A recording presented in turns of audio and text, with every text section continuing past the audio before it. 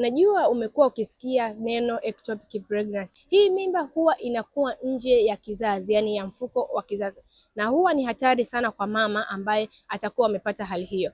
Na kitu kingine ambacho ukijue ni kwamba mimba hiyo haiwezi kuendelea kusurvive, lazima upewe dawa ama ufanyiwe upasuaji ili ujauzito huo utolewe.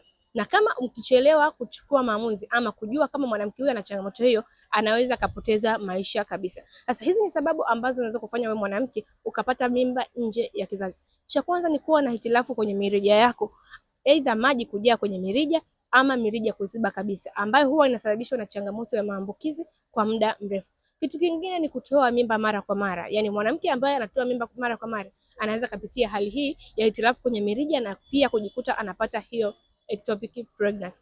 Na kitu kingine ni kuwa na historia ya mimba kutunga nje ya kizazi. Maana hiyo inaweza ikatokea mara ya pili, mara ya tatu kama hujafanya uchunguzi na sababu ambayo inafanya mirija yako isiwe vizuri. Kama ni wewe ambao unanisikiza unapitia hali ya ectopic pregnancy ama mirija yako haiko vizuri, uko sehemu salama. Nina tiba nzuri ambayo itakusaidia wewe kuondokana na changamoto hiyo ndani ya mwezi mmoja. Chukua namba yangu nipigie leo ili uweze kuondokana na changamoto hiyo.